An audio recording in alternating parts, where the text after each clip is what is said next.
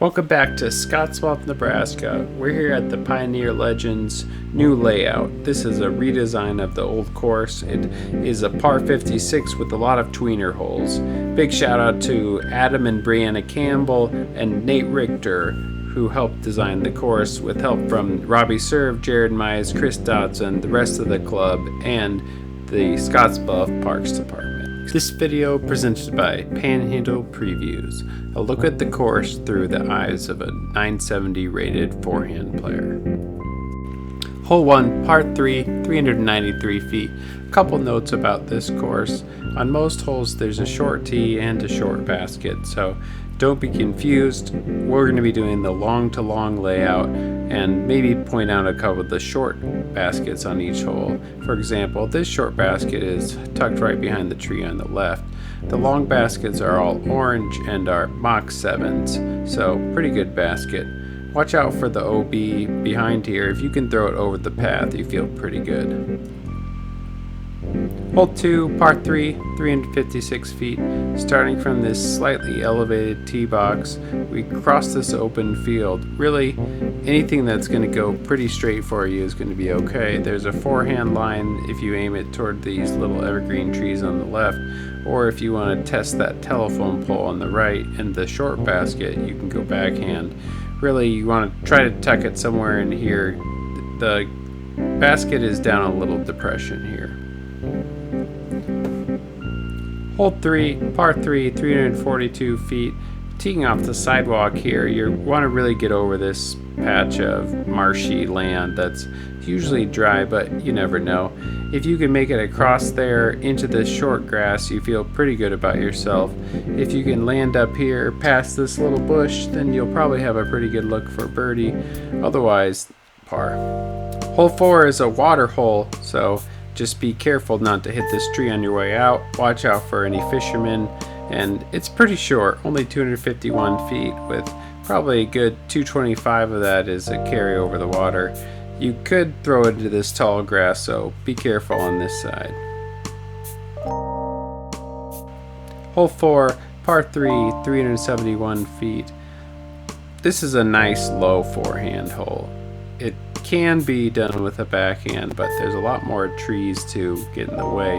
If you can follow the path that the drone is going right here and basically keep it straight until about this tree, once it hyzers out on the right hand forehand line, it should skip up kind of by the basket.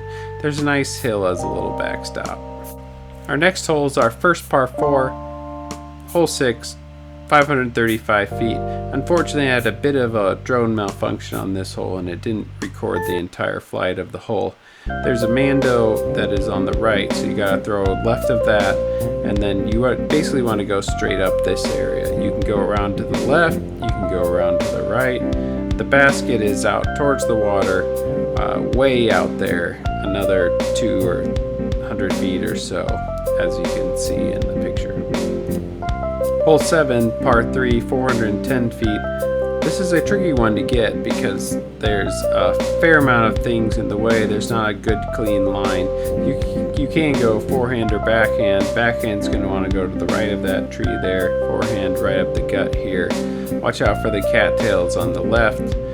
And here's the short basket. So if you get up by the short basket, that's a great shot. You still probably won't really have a putt as this basket's tucked into the left corner here. Hole 8, par 3, 423 feet. Another decently long hole. You probably don't want to go the route the drone's going here. You probably want to swing wide around to the right side of those trees in a backhand righty hyzer. If you can get to skip up here, there's a backdoor route around the street, or you can land it somewhere right here and then lay up to a well-protected green. Hole 9, par 3, 422 feet. Another kind of tweener hole, easy par 4, hard par 3. There's a nice gap for you to hit right off the tee. You feel pretty bad if you hit one of those trees, so try not to do that. Here's the short basket coming up on the right with the main basket straight ahead. There's a mando to the right of the tree on the left there, so you're not throwing into the next hole. This path plays as casual, but the road is OB, so probably take a 3 and move on. Hole 10, par 3, 339 feet. This is probably going to be a hyzer. You either want to go backhand hyzer, forehand hyzer, throw something up in the air that's reliably going to come back down. Watch out for the telephone wires. Here's the short basket that we're going to be flying over in a second. There is an out of bounds road on the right, so don't turn something over or let the wind take it. If you can get it within these trees, that's about the circle, you should have a good chance at a birdie. Alright, hole 11, par 4 again, 634 feet. The path on the left plays out of bounds the whole way, but probably the best way to play the hole is to throw something over the path on both shots. Whether that's a righty forehand or a anhyzer backhand. If you can land it up here, these are called the sisters, those trees on the right, then that's an ideal place for your second shot. As you can see, the short basket is over here on the right, while the long basket plays over the tall grass on the left to another well-protected green with OB long and OB left, and deep grass right. Hole 12, par 3, 434 feet, another tweener hole, and the last hole where I had a drone malfunction, so sorry about that. There is a slight area before the basket that has some water. Here's the short basket noted on the right. There's a dog park to the right. There's the long basket way out there. Don't throw it in the water short of that. So if you don't have 430, probably you want to lay up. Hole 13, par 3, 240 feet. Don't throw it in the dog park. These next two holes are absolute must birdies because they are much easier par 3s than the last few have been. Don't throw it in the cattails, which is sometimes a lake on the left, and other than that, you should be okay. Hole 14, par 3, 192 feet. Once again, musket. This green is well protected by these trees. There's a backhand hyzer line coming in where the drone is swinging around here. There's also a forehand hyzer, or you could get creative with something up the middle. Hole 15. Wow, this is a hard par 3. 512 feet.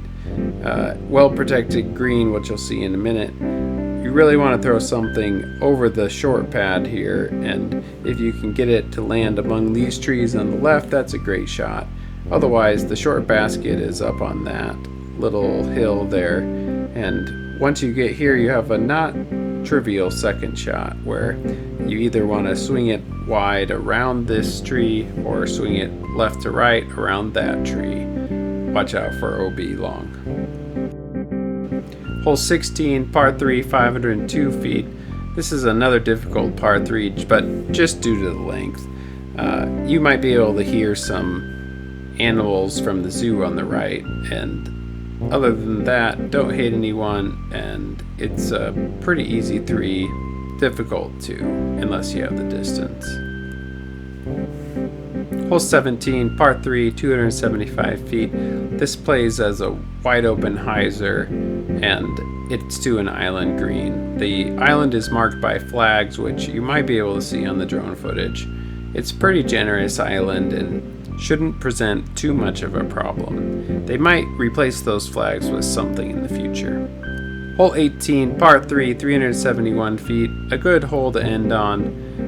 The basket is tucked in this corner between the path OB on the right and the street OB on the left. You can do a forehand hyzer, backhand hyzer over that little shelter is the much more common play. Thanks for watching. That was presented by Panhandle Previews. Now get out there and throw some discs.